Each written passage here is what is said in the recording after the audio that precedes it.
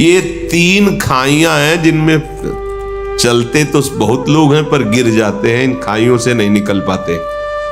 कोई बिरला होता है जो इन खाइयों को पार कर गया तो आगे हरि साक्षात्कार होता है।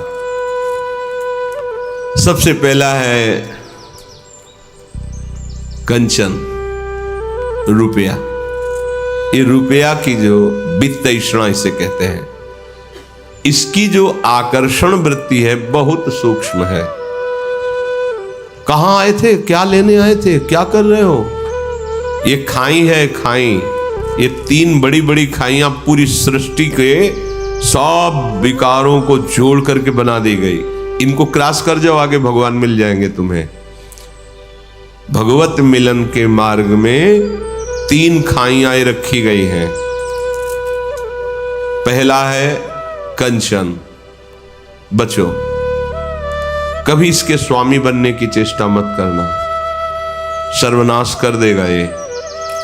जो कंचन का स्वामी बनने की चेष्टा किया, अर्थ का स्वामी बनने की चेष्टा किया, वो मारा गया पक्का।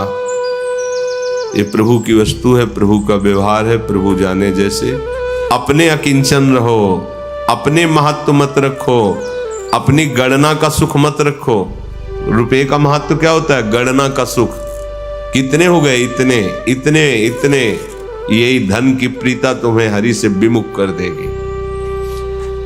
अगर आप इससे चित्त को हटाकर प्रभु में, तो देखो चक्रवर्ती सम्राट अम्बरीश जी हैं, खजाना का खजाना है। ऐसा थोड़ी कि वो बांध लिया उनको, नहीं, क्योंकि हरिनाम में प्रियता है। तो देखो उपासक, कंचन वाली खाई से बचना है, निकलना है, गिरना नहीं इसमें। कंचन कोई छोटी मोटी वस्तु नहीं है, बहुत बहुत बहुत सावधानी। फिर दूसरा है पुत्रैषणा, अर्थात कामिनी, अर्थात काम, काम भाव।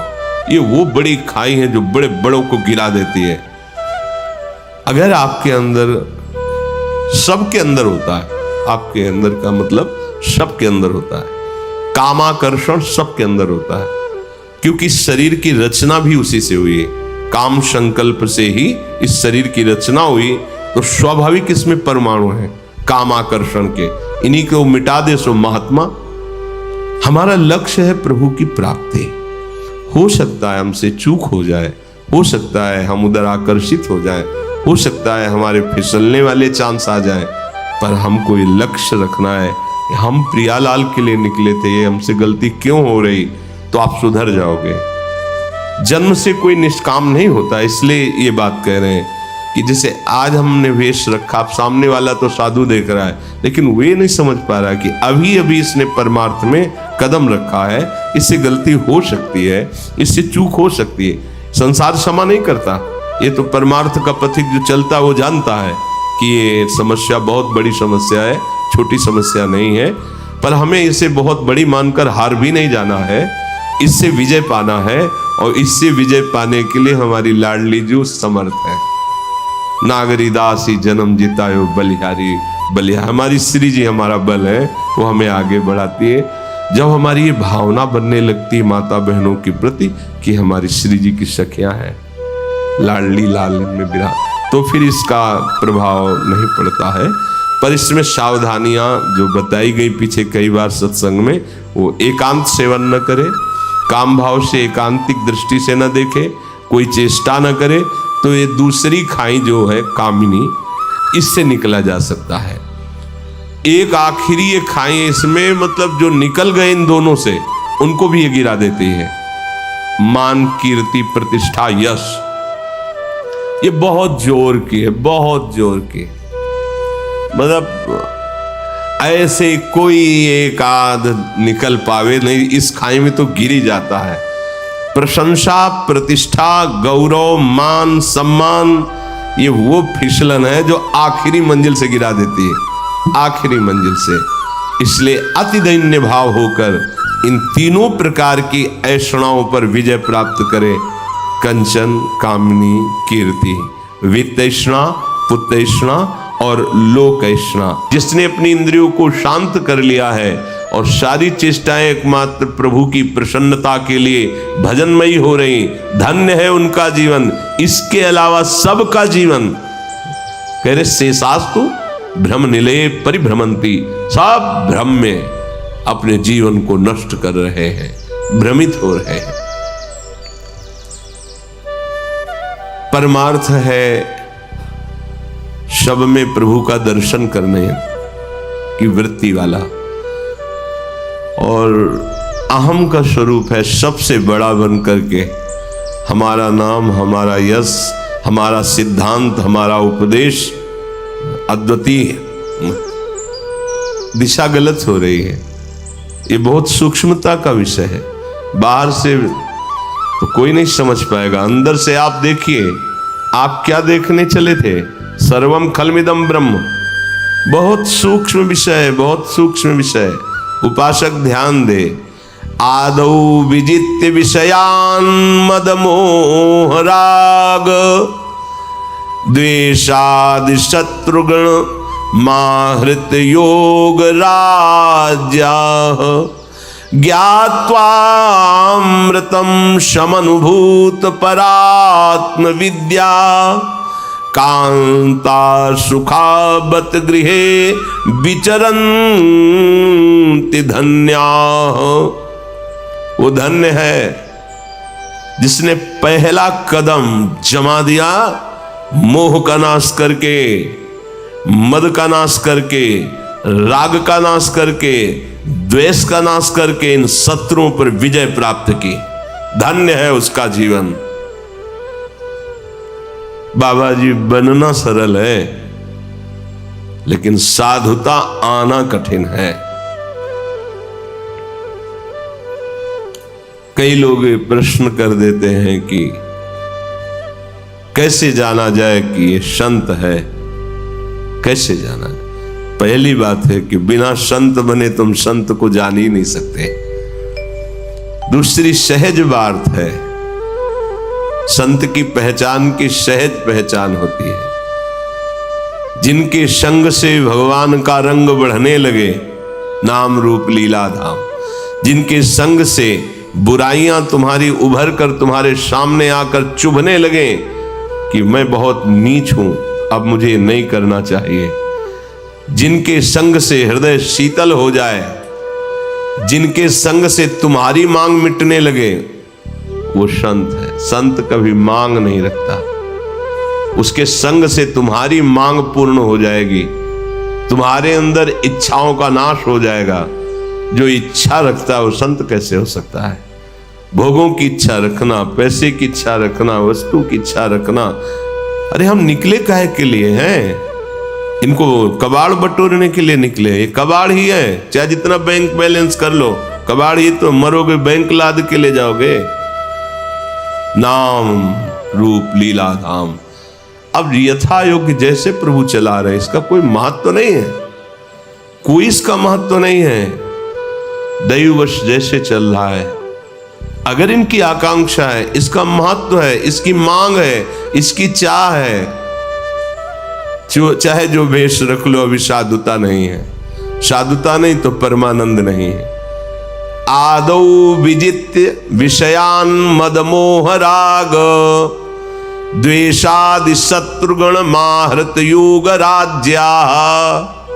सबसे पहले साधु को चाहिए, उपासक को चाहिए, विजित्य विषयान मद मोह राग द्वेषा।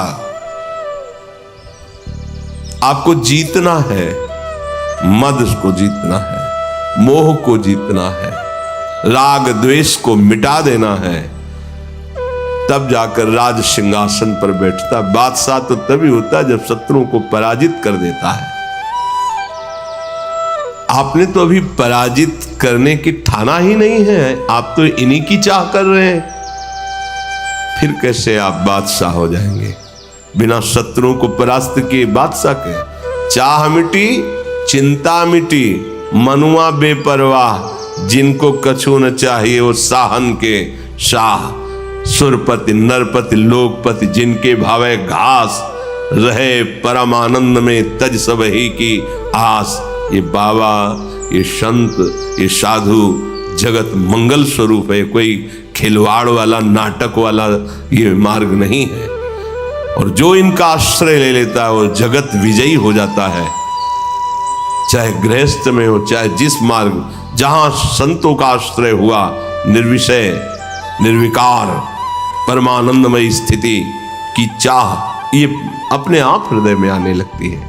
देखो उपासक, मद मोह राग द्वेष आदि शत्रुओं को जीत करके अपने स्वरूप साम्राज्य में स्थापित, हे परमानंद का मार्ग है, ये घिघियाने का मार्ग थोड़ी है। अमृत पद का अनुभव से होता है ये सब।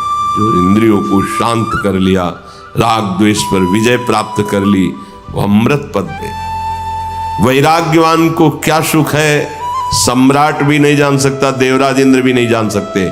वैराग्यवान को जो सुख है, फिर अनुरागी को जो सुख है, वो तो बहुत ही अलग बात हो गई। जो वैराग्यवान है, विषयों पर विजय प्राप्त किए हुए है, उसके अंदर जो विवेक है वो ऐसा है जैसे पतिव्रता पत्नी पति को सुख पहुंचाती रहती है, ऐसे ही वो विवेक परम सुख प्रदान करता रहता है उस उपासक को। और जैसे कोई अपने घर में सुख शैया पर सोता है, ऐसे पूरे विश्व ब्रह्मांड में सुखपूर्वक अपने घर की तरह रहता है जिसके विवेक जागृत हो गया है, जो इन दोषों पर विजय प्राप्त कर लिया है। साधुता का मतलब दोषों पर विजय प्राप्त करना है। अगर आप भगवत प्राप्त नहीं हैं और समाज आपके पीछे पड़ रही है, तो आपका है क्या? लुट जाओगे, लुट जाओगे।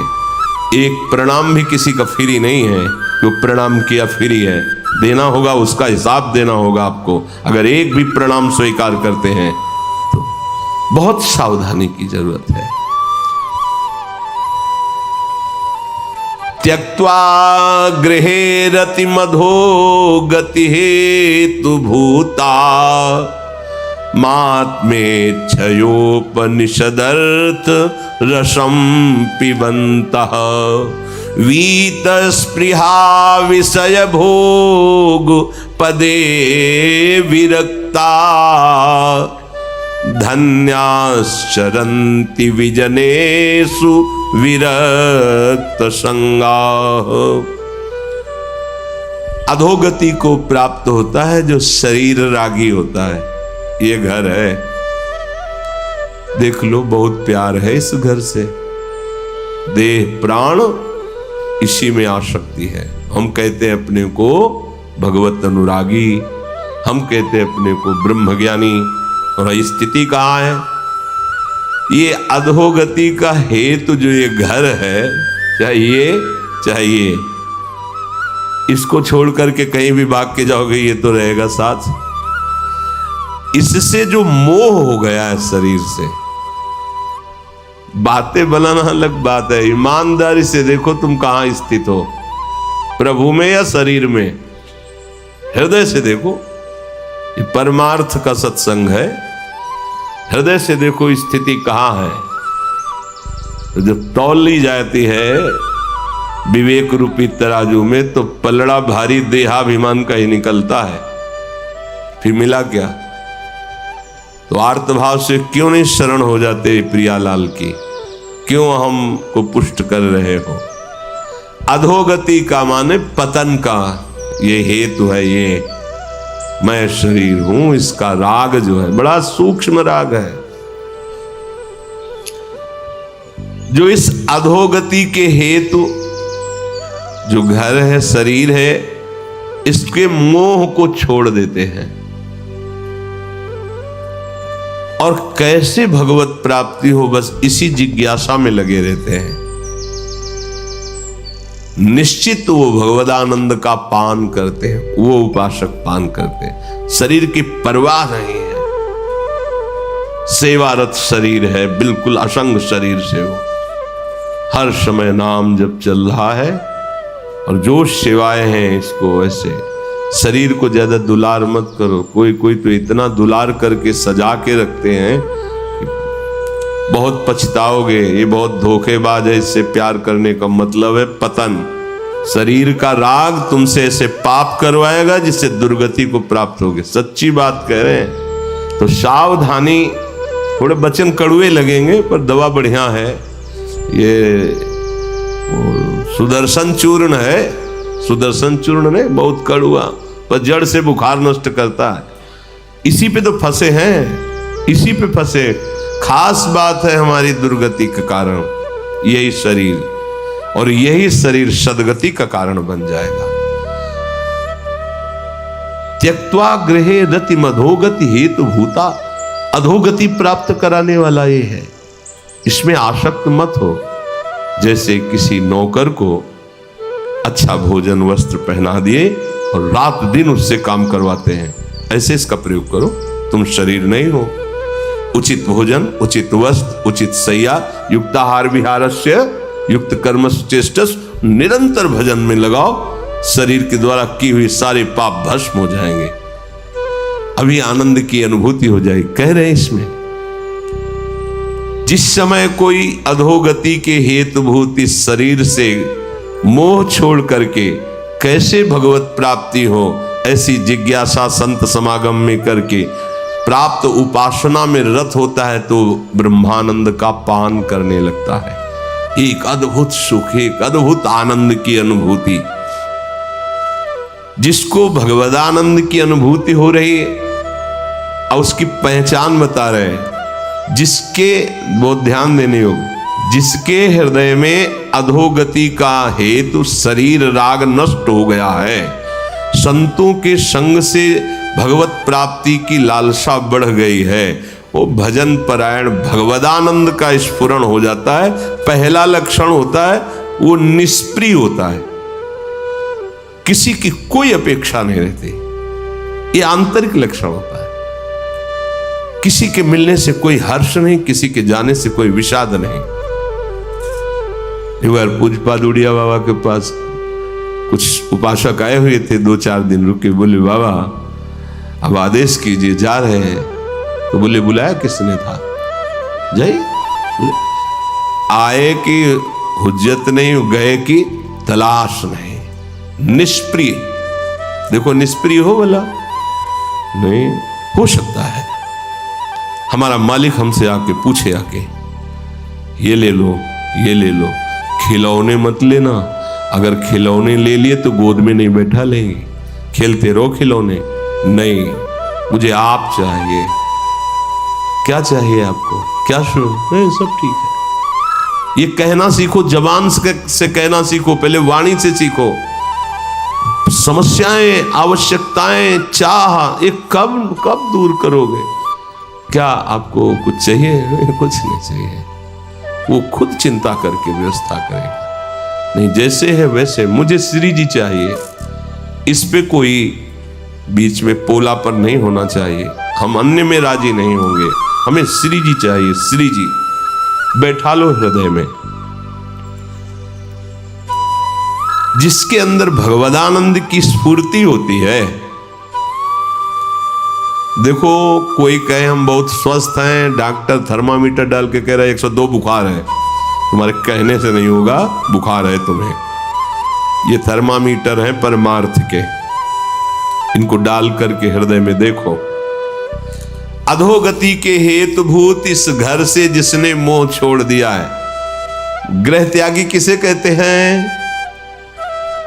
जो शरीर राग का त्याग कर देता है। बात समझनी है, बात नहीं समझे ना बहुत गड़बड़ है मामला के। घर से निकले थे भगवान प्राप्ति के लिए, राजी हो गए भोगों को लेके। कितना घाटा सौदा कर लिया यार। हमारा आंतरिक वैराग्य रोज निखार आना चाहिए था। जब घर से निकले थे तो भोजन की भी परवाह नहीं थी, वस्त्र की भी परवाह नहीं थी, रहने की भी चाह नहीं थी, मिटने की चाह थी। मुझे भगवान चाहिए, एकमात्र भगवान। तो पूरे जीवन भर उपासक को उस दिन की याद रखनी चाहिए जिस दिन उसने कदम निकाला था भगवान के लिए, कि सिर्फ भगवान चाहिए था। बीच में कुछ भी राजी नहीं होंगे। आप बाजार लगा दो तो वो आपकी मौज है। हम सिर्फ आपको चाहेंगे, आपको चाहेंगे, आपको पाएंगे। दूसरी तरफ देख नहीं सकते। वैराग्यवान का जीवन इसलिए थोड़ी होता है कि वो किसी सुख की चाह रखता है। हर सुख की चाह को मिटा देना ही तो भगवत मार्ग के पथिक का भाव है।